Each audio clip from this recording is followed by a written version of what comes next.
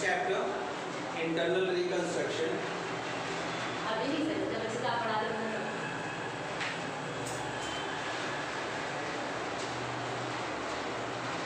अरे रिवीजन नहीं आया ना।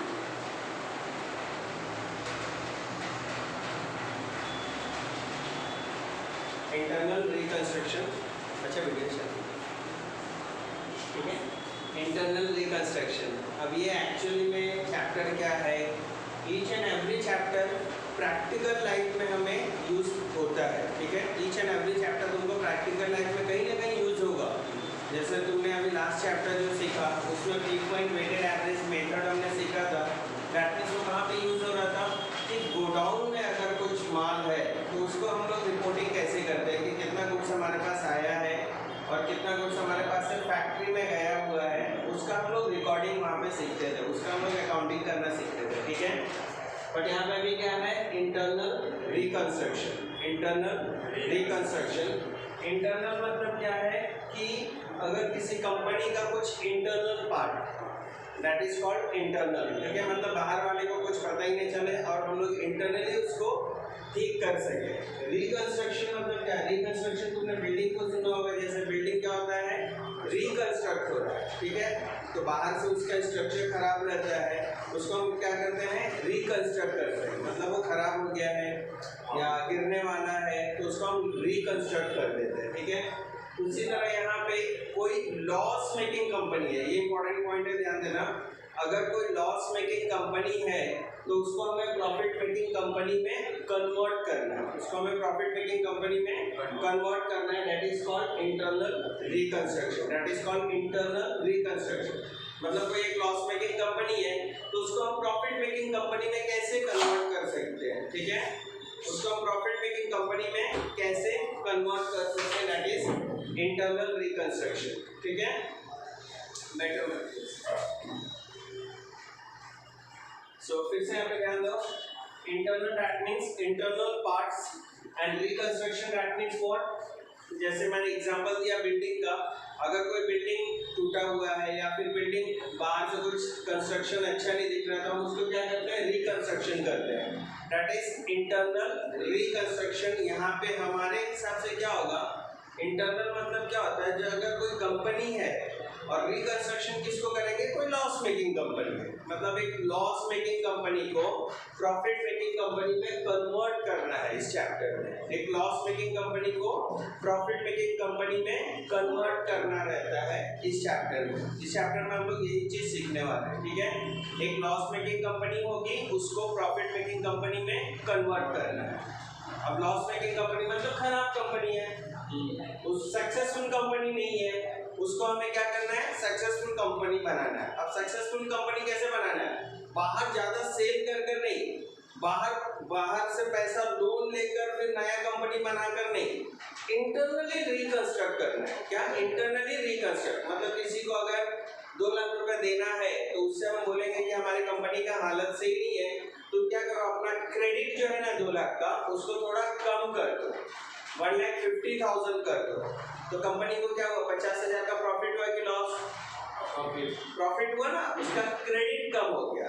बैंक लोन था, बैंक लोन भी सपोज 5 लाख का था, बोला कि भाई लॉस मेकिंग कंपनी हो गया, हम दे नहीं सकते, थोड़ा वैल्यू कम कर दो, 2 लाख उसने भी कम कर दिया, तो क्या हुआ कंपनी के लिए, प्रॉफिट। समझ में आ रहा है, कहाँ ध्यान है बच्चे, समझ में आया। So that is called internal reconstruction. और एक्सटर्नल मतलब क्या, बाहर से हमने फंड्स लाया और अपने कंपनी को एक्सपांड कर रहे हैं, दैट इज एक्सटर्नल रिकंस्ट्रक्शन। और इंटरनल रिकंस्ट्रक्शन क्या, जो हमारे लोग हैं उन्हीं से हम एडजस्ट करेंगे, बातचीत करके अब उसका वैल्यू कम कर देंगे, that is internal reconstruction. Clear. So मैंने इस चैप्टर के लिए इंपॉर्टेंट पॉइंट क्या बोला, सबसे इंपॉर्टेंट लाइन है, एक लॉस मेकिंग कंपनी को प्रॉफिट मेकिंग कंपनी में कन्वर्ट करना है। So how to know loss making company, हमें कैसे पता चलेगा कि वो लॉस मेकिंग कंपनी है।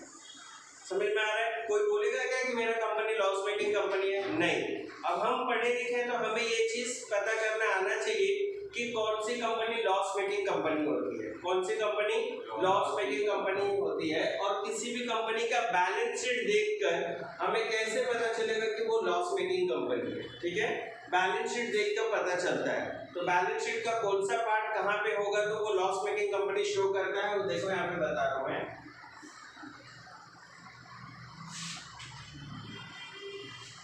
पूरा इंट्रोडक्शन लेक्चर होगा आज, तो बुक पेन की जरूरत नहीं है। सो बैलेंस शीट क्या ऐसा रहता है, लायबिलिटीज, अमाउंट, एसेट्स, अमाउंट। ठीक है, बैलेंस शीट एज ऑन 31 मार्च जो भी डेट दिया रहेगा वो डेट। ठीक है, तो ये बैलेंस शीट का फॉर्मेट है। नॉर्मली तुमने बैलेंस शीट में क्या देखा होगा, इक्विटी शेयर कैपिटल होता है, प्रेफरेंस शेयर कैपिटल होता है, रिजर्व होता है, करंट क्रेडिटर्स होता है suppose,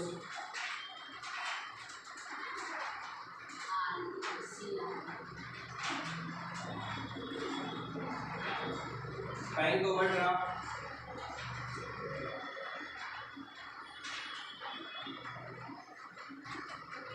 bank loan, bills payable. ठीक है, ये सब यहाँ पे होता है। आउटस्टैंडिंग एक्सपेंसेस, ये सब आइटम लायबिलिटी साइड में होता है। एसेट साइड में तुमको क्या दिखता है, cash, bank, building, plant and machinery, okay, plant and machinery, stationery, debtors, bank reserve, bills receivable,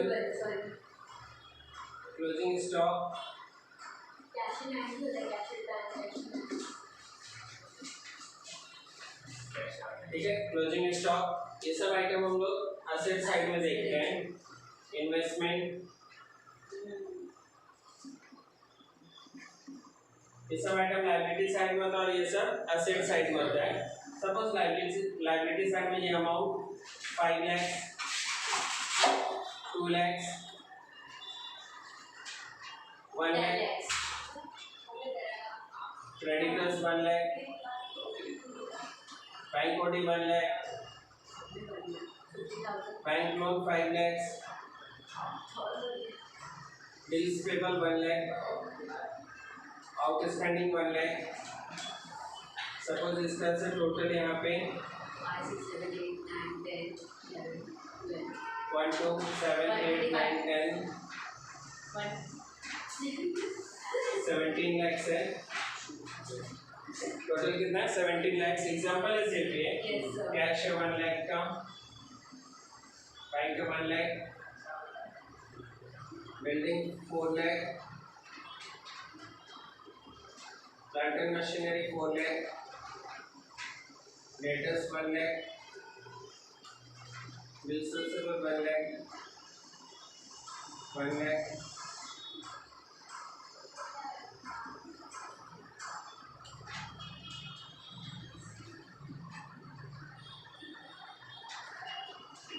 ठीक है। टोटल कितना है, 1, 2, 6 प्लस 4, 10, 11, 12, 13, 15, कितना हो रहा है, 15 lakhs का टोटल इस साइड हो रहा है, 17 lakhs का टोटल इस साइड हो रहा है, और यहाँ टोटल हमेशा बैलेंस शीट का क्या रहता है, सेम रहता है। अब यहाँ पे बैलेंस हो रहा है, कितना डिफरेंट हो रहा है। Actually business point of view liability का मतलब क्या होता है, we have to pay. Business point of view हमें इन लोगों को इतना पेमेंट करना है। अगर तुमने 11th स्टैंडर्ड में ये चीज नहीं समझा है तो आज समझो। यहाँ पे लायबिलिटी का मतलब क्या होता है, we have to pay.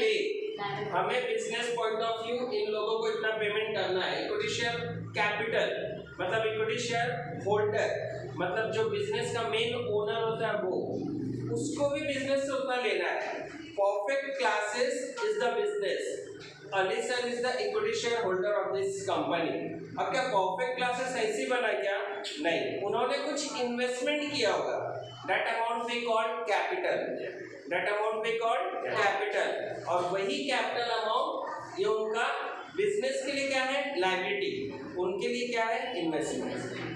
Business holder is different, business is different. Business holder is a person and business जहाँ पे ये बिजनेस चल रहा है, जिसके नाम से ये बिजनेस चल रहा है, वो होल्डर होता है।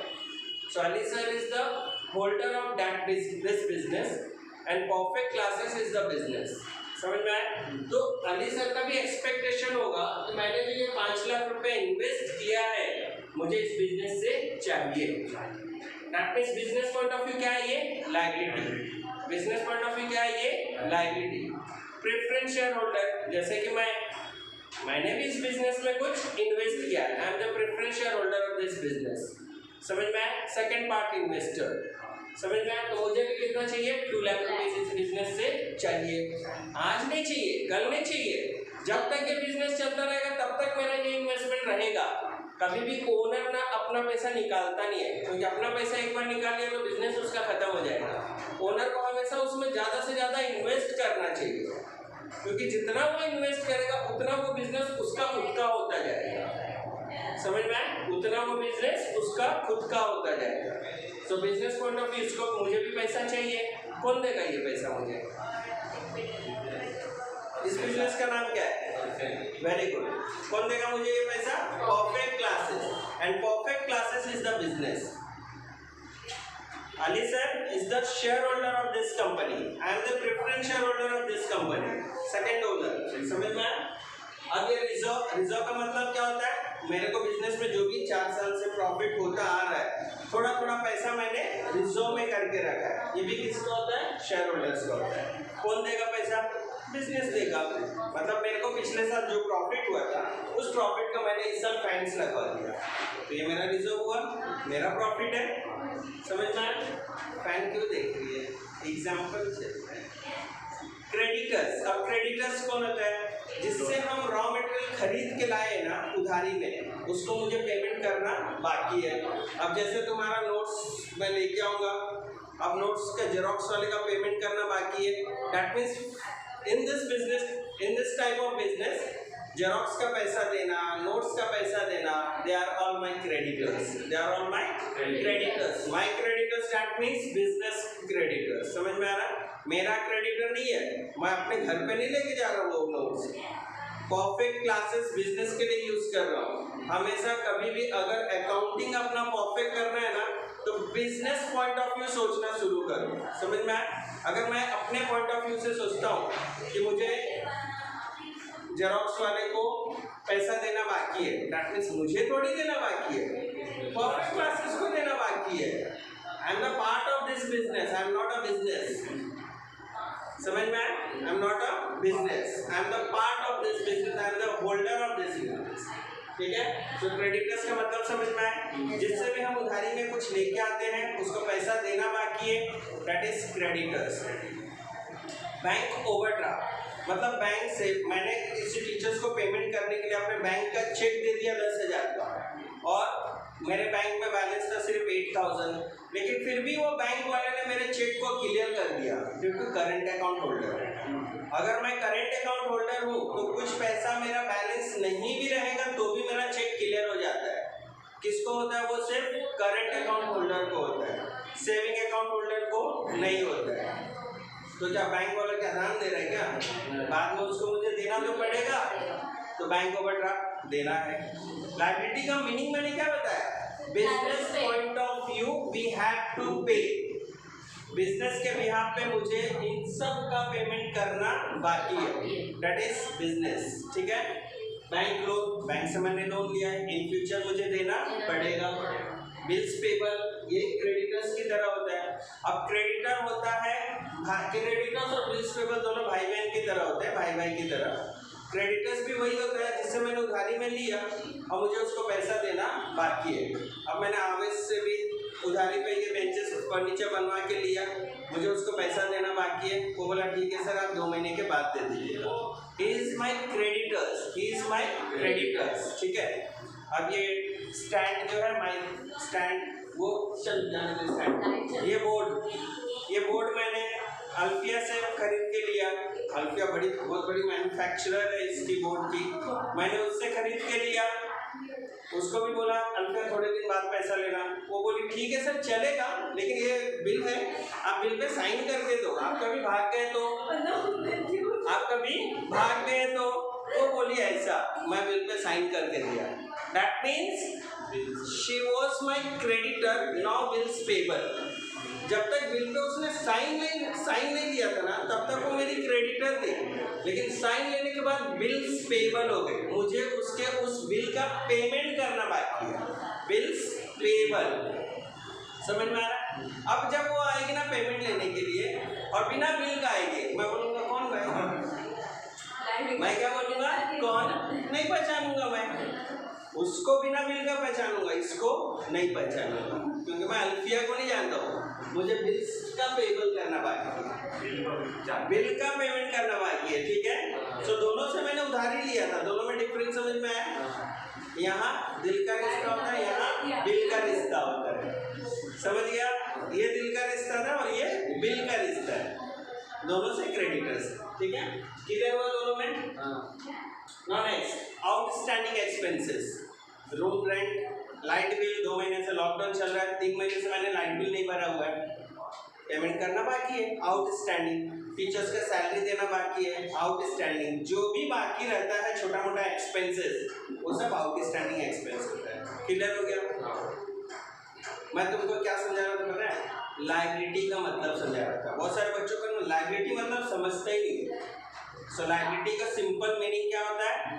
Business point of view we have to pay, payment करना बाकी है अभी। असेट्स का मतलब होता है हमारा प्रॉपर्टी जो एक्चुअल में मेरे पास है, अब वो भी समझ लो।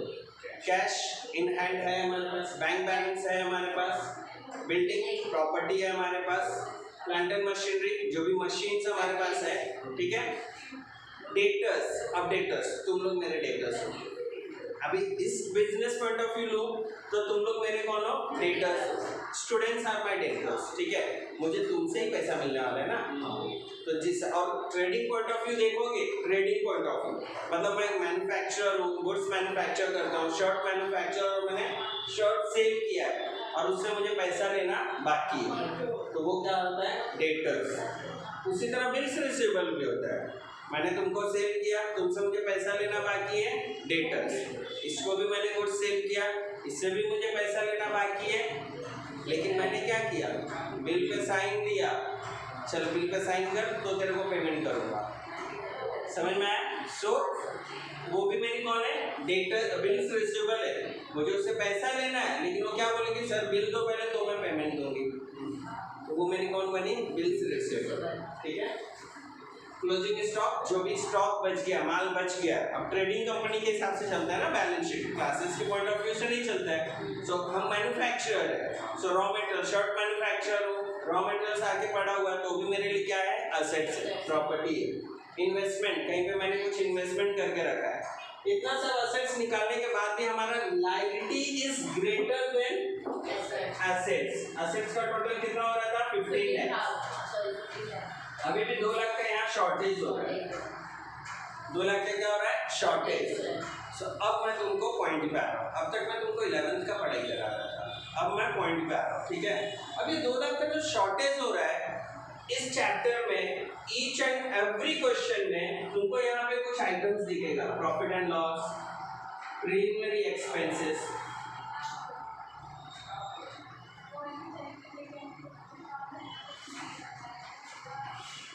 discount on issue of shares or debentures,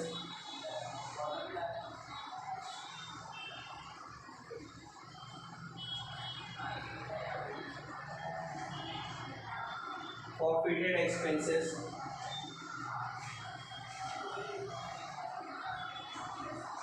goodwill। अब ये सब आइटम अगर यहाँ पे आया 50-50 हजार लिख के कुछ भी, या 1 लाख कुछ भी लिखे और इसको टैली किया गया है बैलेंस शीट, मतलब क्वेश्चन के बैलेंस शीट में अगर ये सब आइटम्स लिख के आ रहा है, that means this company is a loss making company. Company के पास इतनी भी प्रॉपर्टी नहीं है कि वो अपनी लायबिलिटीज का पेमेंट कर सके, बिजनेस को देना है इतना और उसके पास प्रॉपर्टी ही 15 लाख का है, जबकि लायबिलिटी पड़ा हुआ 17 लाख का। तो ये क्या है? Loss making company. तुमने 12th स्टैंडर्ड में पढ़ा था, जब हम लोग को नेट प्रॉफिट आता था, हम यहाँ क्या करते थे, कैपिटल में ऐड करते थे, बैलेंस शीट में आके क्या करते थे, कैपिटल में ऐड करते थे, और लॉस होता था क्या करते थे, कैपिटल में लेस करते थे। मतलब वही प्रॉफिट एंड लॉस यहाँ जा रहा है, लेस ना करते। समझ में? सो अगर क्वेश्चन में बैलेंस शीट में, क्वेश्चन में तो ये दिखेगा ही, मैं तुमको सिर्फ इन जनरल बता रहा था कि लॉस मेकिंग कंपनी क्या होता है। अगर बैलेंस शीट के असेट साइड में तुमको ये सब आइटम्स है, that means this is a loss making company.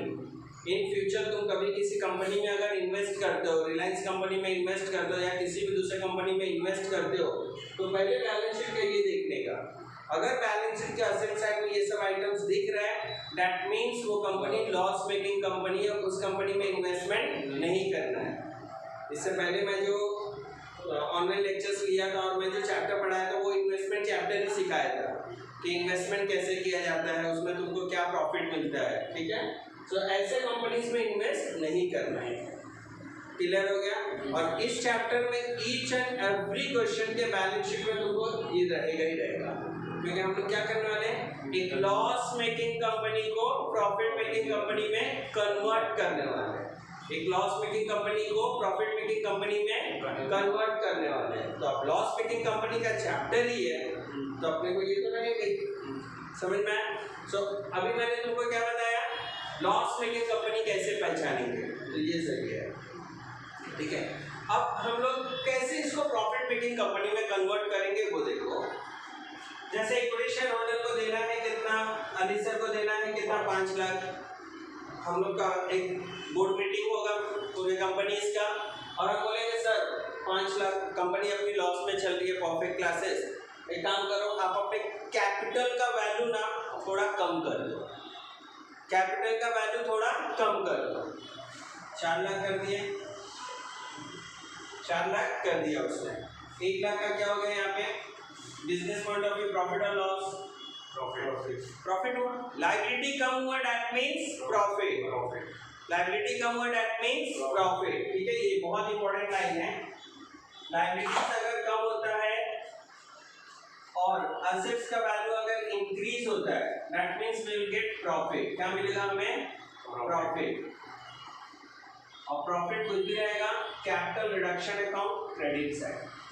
Capital reduction, एक अकाउंट हम यहाँ पे ओपन करते हैं, that is capital reduction account. क्या, कैपिटल रिडक्शन।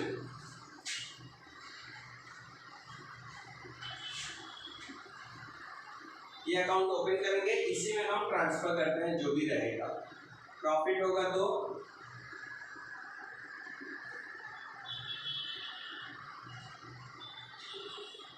प्रॉफिट हुआ तो क्रेडिट साइड, लॉस हुआ तो डेबिट साइड, लॉस हुआ तो डेबिट साइड। समझ में आया? अब ये प्रॉफिट हो गया, कैपिटल रिडक्शन के क्रेडिट में चला जाएगा। ठीक है, अब यहाँ मैं हूँ प्रेफरेंस शेयर होल्डर, अब मैं बोर्ड ऑफ जनरल मीटिंग में बैठा हूँ, मेरे को भी वही बोला जा रहा है कि आप भी अपना वैल्यू थोड़ा कम कर दो। चलो मैं भी अपना वैल्यू 1.5 लाख कर देता हूँ। कितना कर दिया, 1,50,000। 50,000 का क्या हुआ, बिजनेस पॉइंट ऑफ व्यू बात करने का। पर्सनल पॉइंट ऑफ व्यू जाऊंगा तो मेरे लिए क्या है, लॉस है। मुझे इस कंपनी से लेना था 2 लाख, मैं बोलता हूँ अपना वैल्यू में 1.5 लाख कर रहा हूँ, मतलब मेरे को क्या हो गया, लॉस। और कभी भी हमें पर्सनल पॉइंट ऑफ व्यू नहीं सोचना है। अगर अपना अकाउंटिंग स्ट्रॉन्ग करना है तो एक चीज हमेशा माइंड में सेट करके रखना, हमेशा तुम कौन से बेस से सोचोगे, बिजनेस पॉइंट ऑफ व्यू सोचना है। सो बिजनेस पॉइंट ऑफ व्यू क्या हो गया यहाँ पे, हमें प्रॉफिट। रिजर्व का कुछ नहीं होगा। क्रेडिटर्स को भी हमने रिक्वेस्ट किया और उसने भी अपना वैल्यू 80,000 में कन्वर्ट कर दिया, तो 20,000 का क्या हुआ, प्रॉफिट। बराबर है, अल्फिया। बैंक ओवरड्राफ्ट कुछ नहीं दिया, एडजस्टमेंट, चलो बैंक लोन का दिया हुआ है, बैंक लोन 5 लाख का है। हम गए बैंक में भी, 2-3 जन मिल कैसे गए, मैं और अली सर बात करने गए बैंक में कि सर हमारा ऐसा ऐसा बैंक लोन है 5 लाख रुपए का और हम पेमेंट नहीं कर पा रहे, तो हमें थोड़ा वैल्यू डिस्काउंट करके कुछ मिलेगा क्या। बैंक वाला बोला नहीं, उल्टा आपको और 1.5 लाख रुपया देना पड़ेगा इंटरेस्ट का, क्योंकि आपने पिछले 2 साल से इंटरेस्ट नहीं दिया है। अब वो अपना वैल्यू कर दिया कितना, 6,50,000। कितना कर दिया 6,50,000। दैट मीन्स अब यहाँ पे 1.5 लाख रुपए का प्रॉफिट हुआ कि लॉस? लॉस। अब लॉस हुआ तो कैपिटल रिडक्शन क्या हो जाएगा, ये 1,50,000 से डेबिट होगा और ये सब क्या होगा, क्रेडिट। समझ में आ रहा है कुछ? तो ये जो भी प्रॉफिट जमा हो रहा है ना, इस प्रॉफिट से, जैसे यहाँ पे भी प्रॉफिट और लॉस होगा, बिल्डिंग, अब हम लोग का एडजस्टमेंट बोला है, बिल्डिंग एप्रिशिएट बाय 20%। एडजस्टमेंट में क्या बोला है, बिल्डिंग एप्रिशिएट बाय 20%, मतलब बिल्डिंग का वैल्यू 20% से बढ़ा दो, 20% बढ़ा दो।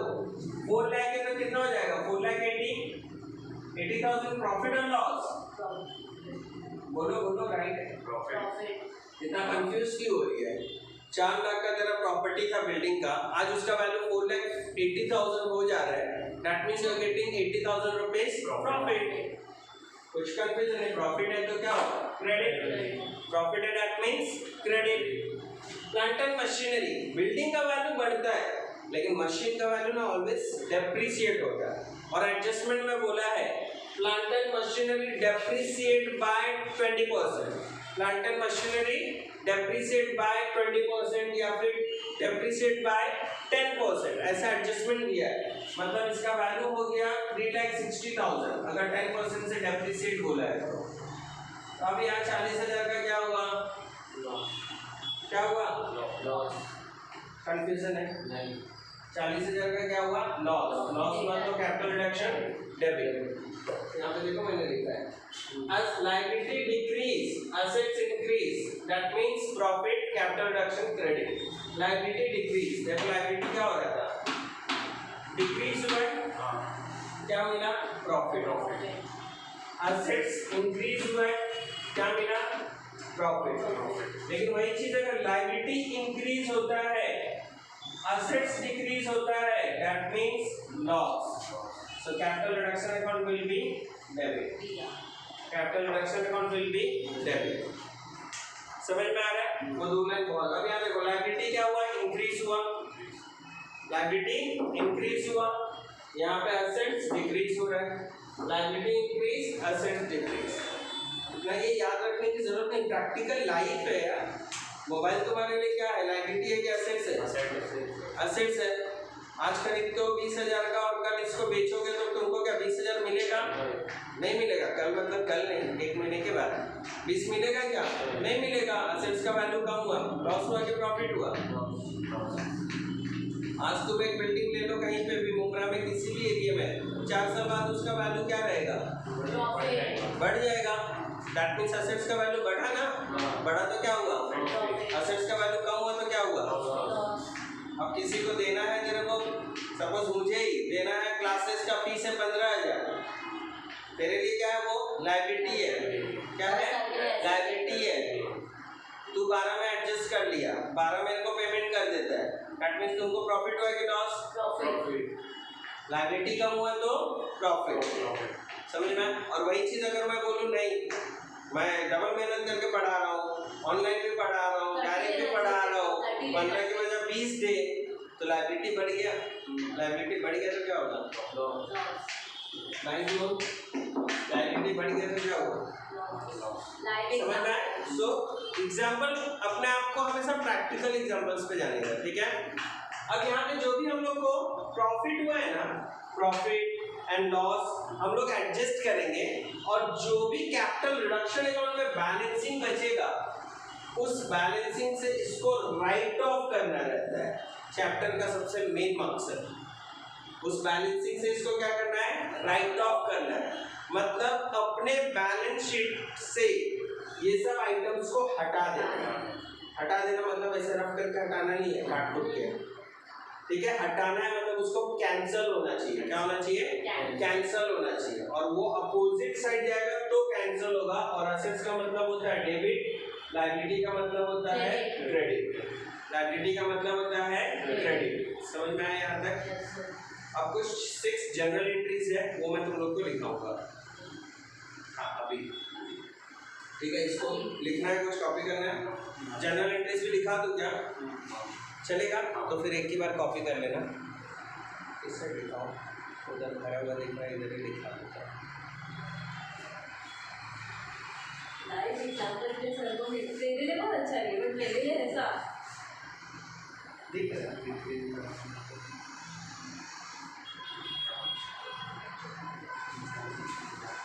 क्या हुआ अच्छा? उसमें से आज की तारीख को जब हमें पे उड़ रहा है मैं हाँ तू ही कुछ खड़ा हूँ। बोला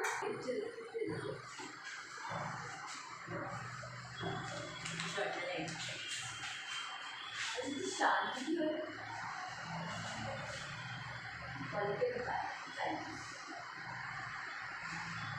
सो जनरलिटी का फॉर्मेट तुम्हें मालूम है, serial number particular LF, that is ledger folio, debit and credit. Journal entry in the books of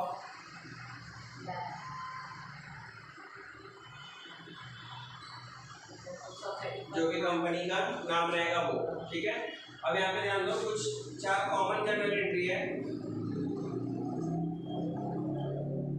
assets value increase,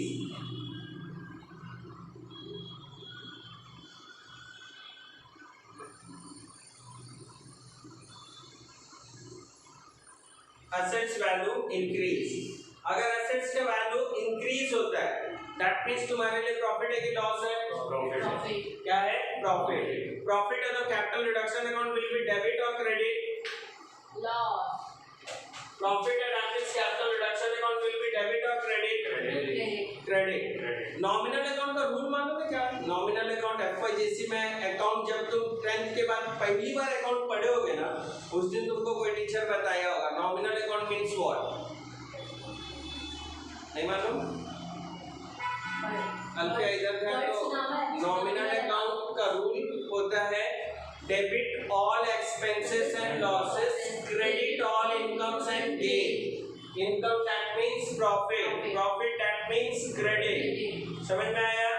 सो किसी भी असेट्स का वैल्यू अगर इंक्रीज होता है तो एंट्री क्या होगा? सो यहाँ फिक्स है कि कोई भी एडजस्टमेंट हो, एक इफेक्ट कैपिटल रिडक्शन का रहेगा। असेट्स का वैल्यू इंक्रीज हुआ दैट मींस तुमको क्या हुआ? प्रॉफिट। प्रॉफिट हुआ तो कैपिटल रिडक्शन क्रेडिट जाएगा, तो असेट्स क्या होगा? डेबिट। सो एंट्री क्या बनेगा? यहाँ पे ध्यान दो, assets account debit, assets account debit to capital reduction, to capital reduction जो भी अमाउंट रहेगा वो। अब मैं एक एग्जांपल बता रहा हूँ, ठीक है। जैसे यहाँ पे देखो असेट्स वैल्यू इंक्रीज, बिल्डिंग का वैल्यू 4 लाख से 4,80,000 हो गया। एडजस्टमेंट बोला है building appreciate by 20%, appreciate by 20%। तो हम एंट्री क्या करेंगे? Building account debit, building account debit to capital reduction 80,000। तो समझ में आ रहा है? असेट्स नहीं लिख रहा है यहाँ पे, मैं एक कॉमन लैंग्वेज बताया हूँ असेट का नाम दिया और वो असेट्स का नाम बता रहा हूँ। अगर प्लांट एंड मशीनरी से रिलेटेड एडजस्टमेंट है तो plant and machinery account debit to capital reduction, data से रिलेटेड एडजस्टमेंट है तो data account debit to capital reduction, furniture अगर इंक्रीज हो रहा है तो furniture account debit to capital reduction. समझ में आ रहा है? वही चीज अब मैं बोल रहा हूँ, if assets value decrease, assets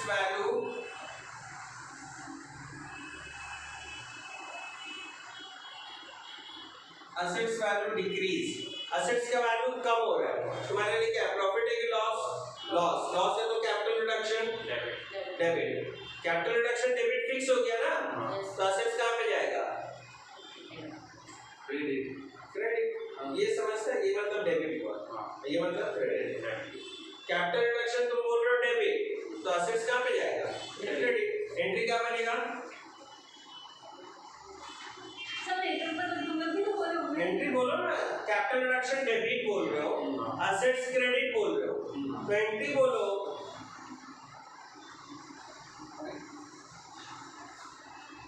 capital reduction account debit to assets account, capital reduction debit बोले, capital reduction account debit to assets, to assets इसमें क्या प्रॉब्लम है? नहीं समझा? समझा सर। तो फिर बोल क्यों नहीं रहे? सर आपने नील बैठे अभी नेक्स्ट पेपर कंटिन्यू सर। अब यहाँ ध्यान दो। Yes sir. Liability value increase,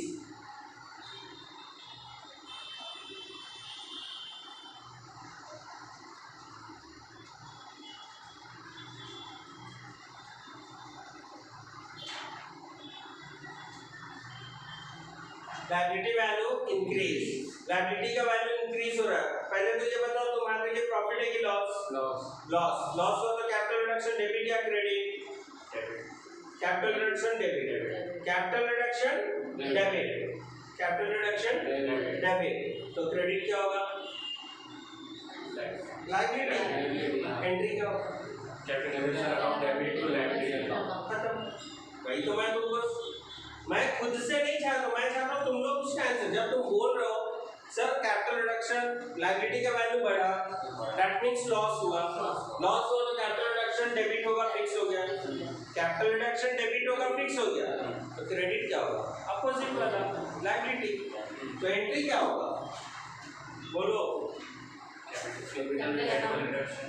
मैं तुमसे बोलवा के ही लूंगा, बोलो। Capital reduction account debit capital reduction account debit to liability account. To liabilities account. Credit बोलना नहीं है क्रेडिट।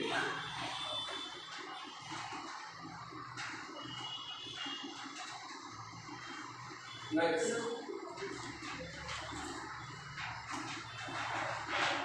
Liabilities value decrease.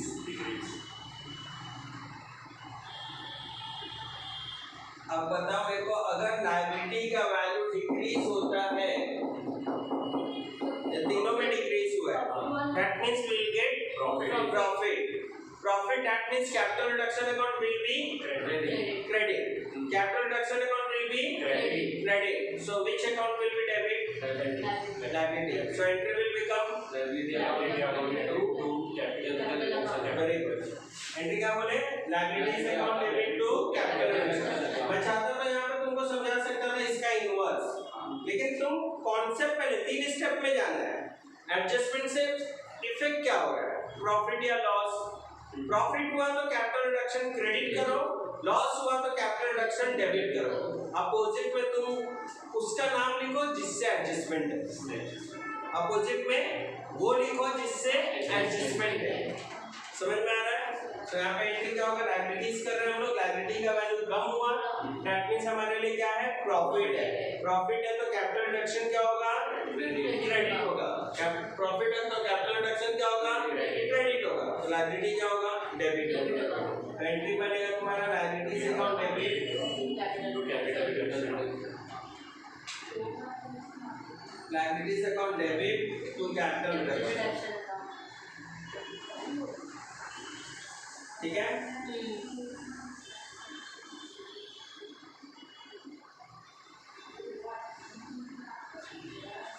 उसके बाद ये तो एडजस्टमेंट्स जैसा ये मैं तुमको जो समझाया नहीं था, वही चीज मैं एंट्रीज पे नोट डाउन किया। अब देखो जैसे ये इक्विटी शेयर कैपिटल डिक्रीज हुआ, इक्विटी शेयर कैपिटल डिक्रीज हुआ मतलब क्या डिक्रीज हुआ? असेट से लायबिलिटी, लायबिलिटी डिक्रीज हुआ मतलब ये वाला। अब यहाँ पे ये एंट्री क्या होगा? अगर मैं बोलता हूँ equity share capital 5 lakhs converted to 4 lakhs, तो एंट्री क्या होगा? बोलो। लायबिलिटी की जगह लायबिलिटी का नाम बोलो। Equity share capital account debit to capital reduction. इसका जो एंट्री बताओ, बैंक लोन इंक्रीज, लॉस हुआ, एंट्री बोलो। Capital reduction account to bank bank loan account debit to capital reduction. To bank loan account.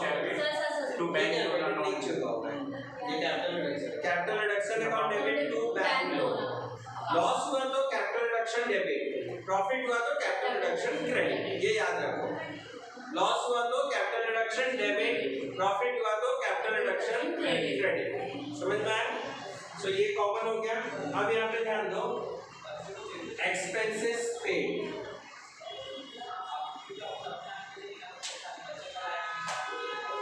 अब ये सब जो चल रहा है ना, अब बोर्ड मीटिंग हो रहा है, किसी को मस्का पानी लगाना है, क्रेडिटर को मस्का पानी लगाना है तो उसको चाय में थोड़ा पिलाना पड़ता है ना, खर्चा पानी मतलब 2 लाख कम कराना है तो 10-20 हज़ार अंडर द टेबल चलता है, ठीक है। सो वो एक्सपेंस होता है। ये जो रिकंस्ट्रक्शन हो रहा है ना, ये एक्सपेंस होता है, खर्चा। अब ठीक है, मैं 2 लाख यहाँ 1 लाख अली सर से कम करवा दिया, 50,000 मैंने कम कर दिया अपना। अली सर का ईमान तो बहुत अच्छा, मेरा ईमान उतना अच्छा नहीं है भाई। मैं कल होकर बोलूँगा कि नहीं मेरा 2 लाख का क्रेडिट था, मुझे 2 लाख मुझे पूरा चाहिए परफेक्ट क्लासेस से, बराबर। मैं बदल गया तो 50,000 आज कम कर दिया और कल मैं बोलता हूँ नहीं मेरे को नहीं मालूम है, तो वो एक एग्रीमेंट डीड बनता है, एग्रीमेंट बनेगा कि हाँ मैं खुद बोल रहा हूँ कि हाँ मेरा 50,000 रुपया कम करो क्योंकि बिजनेस का हालत सही नहीं है। समझ में आ रहा है। अली सर बदल गए तो 1 लाख वो भी कम कर रहे हैं, वो बोलेंगे नहीं मुझे इस क्लासेस से मुझे मेरा 5 लाख पूरा चाहिए। समझ में आ रहा है, मतलब बिजनेस सब सही हो जाएगा तो बाद में, अभी बिजनेस का हालत सही हो हाँ हाँ हाँ कर दिए और बाद में 2 साल बाद बोलते हैं कि नहीं सर मेरे को पूरा पैसा चाहिए हिसाब करने के टाइम, तो फिर गए 1 लाख का फिर नुकसान हो जाएगा, डबल नुकसान हो गया। तो जो प्रॉफिट में कन्वर्ट किए थे एक तो वो गया, उसके बाद से 1 लाख पेमेंट करना पड़ जाएगा, वो गया, डबल नुकसान हो गया। सो बदले ना कोई, इसके लिए हम क्या बनाएंगे, एग्रीमेंट डीड बनवाएंगे, ठीक है। एक एग्रीमेंट बनवाएंगे जो कोर्ट के पेपर में बनता है, तो वो अलग से खर्चा लग रहा है। खर्चा लग रहा है मतलब क्या हो रहा है, मेरे जेब से पैसा जा रहा है ना, पैसा गया तो कैश क्या होगा, credit. Business point of view जो भी कम्स इन होता है वो डेबिट होता है और जो भी जाता है वो क्रेडिट होगा, रियल अकाउंटेड कैश। समझ में आया। तो कैश गया तो कैश क्या हुआ, क्रेडिट। मेरा ये हाथ ऐसे देखने का, कैश क्या हुआ, क्रेडिट। अपने लिए इनकम है कि लॉस है, ये इनकम हम लोग के लिए प्रॉफिट है, लॉस है ना, मुझसे अलग से खर्चा बढ़ गया तेरा। एक तो कंपनी ऑलरेडी, कहावत है, मैं यहाँ पे वैसे कहावत देता हूँ कि ऑलरेडी आटा गीला था उसमें हमने पानी डाल दिया तो अपने को आटा मंगाने का और खर्चा बढ़ गया। मतलब एक तो गरीबी चल रही थी, उसमें से और लॉकडाउन लग के और वाट लगा दिया है। समझ में आ रहा है। तो ये एक्स्ट्रा खर्चा बढ़ा ना। मेरे को एग्रीमेंट बनवाना था कि सब सही रहता, कंपनी प्रॉफिट मेकिंग में रहता तो मेरे को ये करना पड़ता, नहीं करना पड़ता। मतलब बिन बुलाए मेहमान आ गए तो अपने को थोड़ा चाय पानी लगता है। समझ में आ रहा है। तो ये एक्स्ट्रा एक्सपेंस हो गया। एक्सपेंस मतलब खर्चा हो गया, खर्चा हो गया मतलब लॉस हो गया, नुकसान हो गया।